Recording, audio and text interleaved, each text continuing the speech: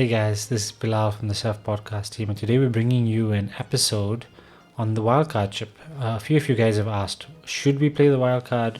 When should we play it? And some of you guys have it active and are asking which players to bring in. Before we get into this episode, I just want to say thank you guys for all the interaction and support. If you're new here, consider subscribing to our channel for more FPL content. And this video will be split into 3 parts. I'll try and keep it as short as possible. The first part, we're going to be talking about when should you play your wildcard, or some of the considerations to play your wildcard. And then we're going to go into all 20 teams really quickly, looking at some players to consider. And I just want to do this to give you guys some differentials. Don't just copy and paste a team. It's just not as fun, and it's nice to be ahead of the curve and predict a player. And then we'll be looking at a wildcard draft that I've set up. To start this episode, I have my team up here, and that's just to give an example of one of the reasons to play a wildcard, which is if you're looking to swap premiums or bring a premium player in. So mainly just Haaland and Salah. They're really expensive players at 14 and 14.5 and are really difficult to bring in. For instance, I have Haaland in my team. If I want Salah, it'll most likely be dropping Haaland and Palmer and like Ekitike or Gokares to fund that move. So you can see it's quite a lot of transfers. If you are to wildcard to change your premium, I would say go for it. And at the same time, then you can chop and change some of the other players in your team. Maybe a few injuries. Like I have Sels and Verbruggen. I'd definitely consider changing my goalkeeper and changing my defense around as well. Another reason to play the wildcard would be is if you have a lot of injuries. A lot of us started the season with Palmer, Saka, Saliba is flagged, Cunha is flagged, Frimpong was out quite early on. If you took a chance on Delap, he's out as well. If you have 2 to 4 injuries, I'd consider it. And if you also have players not playing, Fulkrug and Wan-Bissaka both dropped by West Ham. There's a few other players that you might have thought would have started that have not started, like Solanke as well from Spurs. If you do have players that are playing but not on form, I'd hold. I wouldn't play my wildcard in that situation, such as Wirtz, Watkins and Rodgers. All 3 ironically have great fixtures coming up. They just haven't been in great form. In this segment now, we're going to be looking at all 20 teams really quickly and looking at some of the players to consider and just have fun, like look at differentials. So we're going to start off with Arsenal. So Arsenal, probably the best defense in the league. Raya is probably the most premium goalkeeper you're going to get. Between Gabriel, Timber and Calafiori, I like Calafiori the most. I think Timber and Calafiori both get high up on the field. They get quite a few shots off. They even get on the end of the corners. I actually have Madueke as a consideration as well. I think he's a great differential. If you are playing your wildcard or you're looking for a midfielder, I think he's a great option. He looks really good. He just doesn't have that final product, but I mean, if Arteta can get that out of him, I think he's a brilliant option. Gokares, Arsenal really don't provide for him. So I can see a lot of people bring him in just because of the fixtures, but I think there's better options. Then with Villa, there's a lot of avoids here. They're not in the best of form. Martinez, Rodgers and Watkins, I wouldn't bring any of them in. If you have Rodgers and Watkins, I wouldn't really rush to take them out just because of the fixtures they have. On the watch list, I have Elliott and Sancho. To be honest, I'm not really excited by either of them. They both come in at really cheap price points. Bournemouth, great team. I think Iraola is a great manager. I think he's one that might be in one of the top teams come next season. I wouldn't be surprised if he ends up in City, just based on how well he's doing with what he has. Senesi seems to be the most sought out defender because of attacking threat and defensive contribution points, but if you can't afford that 0.1 extra, Diakite is perfectly great as well, and he's also got an defensive contribution points.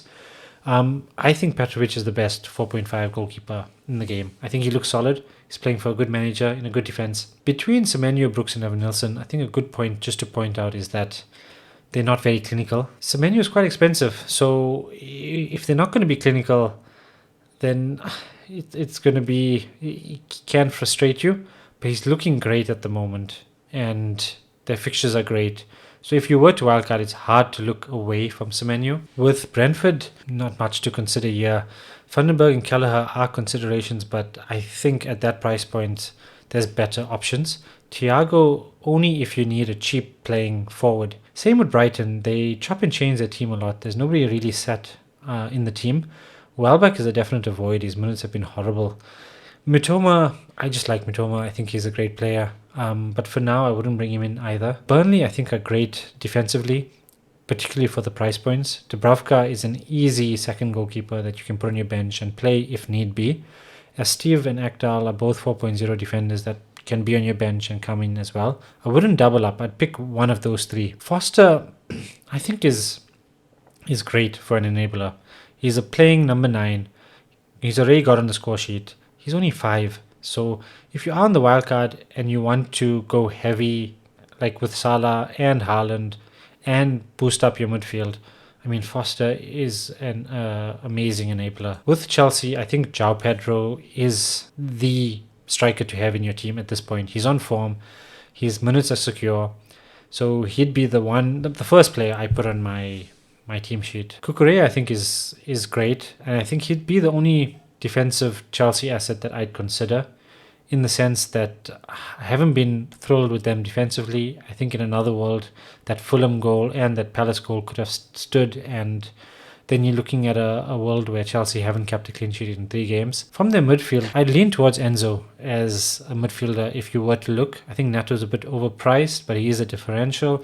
Caicedo's a 90 minutes player with defensive contribution points and can get an assist or goal now and then. But I think Enzo on penalty is the better pick from the midfield. With Crystal Palace, I think they're great defensively. I think Munoz would be my preferable choice. Mateta up front, I think, is a great option as well, particularly at that price point. He's coming at a nice price point with a player that you know is going to play on penalties, and he's on form. Henderson's also a great consideration. I have Tarkowski there. I mean, he's a great attacking threat, defensive contributions, and Everton can keep a clean sheet. Pickford, I think, is just too expensive for what you're getting. I think Raya's much better option. Their number 9s, I think, are voids. And from their midfielders, I'd actually go Ndiaye, Dewsbury Hall, then Grealish. But Grealish is probably the most exciting of them all. But Ndiaye is very clinical, and he might be on penalties, so I'd consider him as the first option. With Fulham, I'd actually avoid Fulham. Just they haven't been on form. They're not keeping clean sheets. They're not really set. Leeds, I don't know much about them, but I mean, Rodon at 4.0 is a great enabler. Liverpool, I think Isak is a consideration. I think a lot of people are saying, don't bring him in just yet. He's not going to play the next game. I see a world where he comes on the last 30 minutes for Burnley, and I can see him getting a goal as well. But I wouldn't rush to bring him in as well. But if you're on a wild card, I mean, future planning, I would bring him in, or at least leave provisions to bring him in. Salah is probably just the best option, best captain this week. I wouldn't go a wild card without Salah from this point on. Gakpo is a consideration if you can't afford Salah. Virgil van Dijk, I would avoid. I think there's better premium options in better defenses. I think Liverpool concede quite a lot. That's why I have Alisson as a void as well. Wirtz and Ekitike are both avoids, just because I don't know how Liverpool are going to line up. City, I'd only consider Haaland. And I like Haaland more now that Marmoush looks like he picked up a knock, because Doku provides that width that I think Haaland thrives upon. For United, I actually like the Fernandes pick.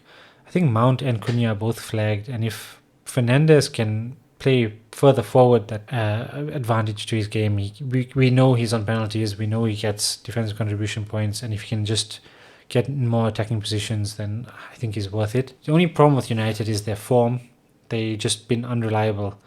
So I wouldn't bring in anybody defensively, and I wouldn't bring in Sesko as yet until we see his minutes. With Newcastle, I think defensively is the only place you're going to be looking at. I think Pope is fine. If Burn and Livramento would be ones that I'd consider. I'd actually lean more towards Burn. With Nottingham Forest, avoid for now. I think if you have Wood or Anderson, it's fine to keep them. If you want to bring in Anderson or Wood for the long term, it's also okay. But avoid their defense, particularly with Ange coming in. We don't know what we're getting.